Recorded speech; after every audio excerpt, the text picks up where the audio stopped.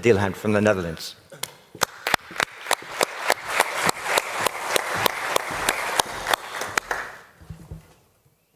Excellencies and colleagues, ladies and gentlemen, on behalf of the Kingdom of the Netherlands, let me begin with a heartfelt thank you to our gracious host, the Singapore Ministry of Defense and the International Institute for Strategic Studies. Thank you for your warm welcome and for creating a forum where countries from every corner of the world can still come together openly, honestly, and respectfully to discuss the defining security challenges of our time. It is a great honor to speak to you today. The theme of this plenary session, Managing Regional Tensions Amid Global Competition, could not be more relevant. Because we live in a world where crises no longer remain confined to one region. A missile launched in one theater affects shipping routes, food prices, energy markets, and political stability thousands of kilometers away. A cyber attack on one continent can disrupt hospitals, ports, and satellites on another. A war in Europe involves drones from Iran, soldiers and ammunition from North Korea, and various types of support from China. The lesson is clear. Regional tensions are no longer regional. Our security is interconnected. And because our security is interconnected, responsibility for our security must also be shared. For the Netherlands, this is not an abstract idea. We are a small country, although when it comes to football, we occasionally like to think of ourselves as a much larger nation. We'll see if you hear from us during the upcoming FIFA World Cup, and our first match is against Japan. So I hope we will be able to remain our friendship after the Dutch win. Sorry, back to our topic of today. So, small or not, the Netherlands is also one of the world's most connected economies, just like many countries in this region. Our prosperity depends on open sea lanes, secure supply chains, stable markets, a healthy dose of common sense, and friends and partners like you. When instability disrupts the Red Sea, our people feel it. When war hits the Persian Gulf, our people feel it. When tensions rise in the Indo-Pacific, we feel that too. Dutch, European, and Indo-Pacific security can no longer be separated into neat geographic boxes.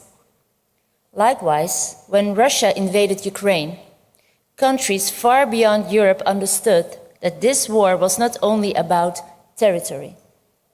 It was, and remains, about the future of the international order itself. We have seen countries across the Indo-Pacific step up in support of Ukraine. Countries like Japan, South Korea, Australia, and New Zealand have demonstrated leadership and solidarity. How the war in Ukraine ends matters not only in Europe, but also to Asia, to Africa, and to every country that depends on a secure geopolitical environment to safeguard its sovereignty and territorial integrity.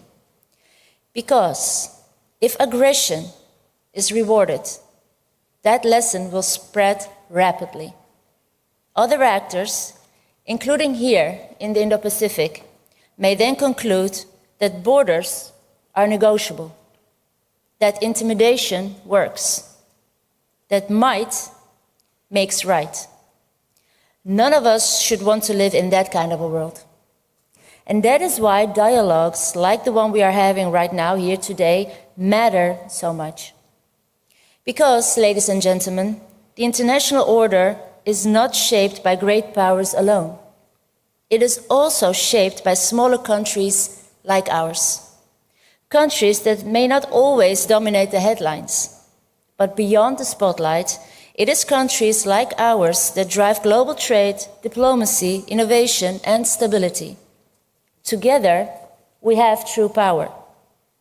Amid major power competition, middle powers cannot afford to become spectators. Nor should we become the subject of conversations held by others. Together, we have great influence. We can defend international law. We can strengthen institutions.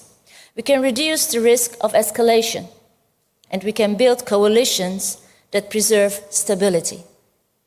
The fact that international rules are being violated does not mean we should abandon them. On the contrary, it means we must defend them more constantly and more courageously. International law may be imperfect, but history teaches us that the alternative is far worse. That is why regional organizations such as ASEAN and the European Union are so important. They foster a habit of mutual cooperation. They create predictability. They give middle powers a stronger collective voice. And they reduce the risk that competition turns into confrontation. At a time of fragmentation, we need more bridges, not more blocks. For the Netherlands, stability in the Indo-Pacific is directly connected to our own security. That is why we have steadily increased our engagement in this region and why we will continue to do so. At this very moment, our frigate De Ruiter is operating in the Indo-Pacific, engaging with partners across the region. She has already visited Kochi, Surabaya and Manila, and as we speak, she is in Vietnam. This week, our Chinese counterparts made some statements regarding the vessel's routing. Let me underline that our frigate De Ruiter is following its planned route in full accordance with international law, operating in waters where freedom of navigation applies and without entering territorial waters. Ladies and gentlemen, the Netherlands has been one of the driving forces behind the European Indo-Pacific strategy, and we continue to turn that commitment into practical cooperation. Dutch military units regularly train alongside regional partners through exercises such as Super Garuda Shield, Exercise Komodo, and the upcoming Rim of the Pacific exercise, the world's largest international maritime warfare exercise. We have strengthened cooperation with partners such as Japan, including joint training with advanced capabilities such as the F-35 fighter jets. And our engagement is not only military. It is also diplomatic, industrial, technological. We invest in people-to-people exchanges, information sharing, cyber cooperation, and defense industry partnerships. We come to listen, to learn, and to build lasting relationships based on mutual respect and mutual interests. So, ladies and gentlemen, the challenges we face today are complex. The pressures on the international order are real. History is shaped by the choices we make and by the courage we show when the pressure rises. The Netherlands stands ready to work with all of you in the Indo-Pacific and beyond, as a reliable partner, as a listening partner, and as a country that firmly believes that stability is never built alone. Thank you.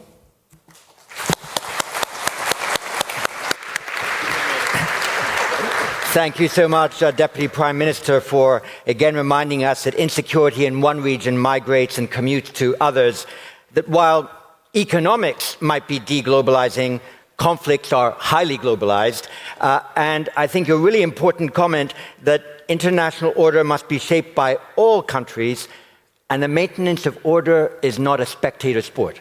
Thank you very much for that.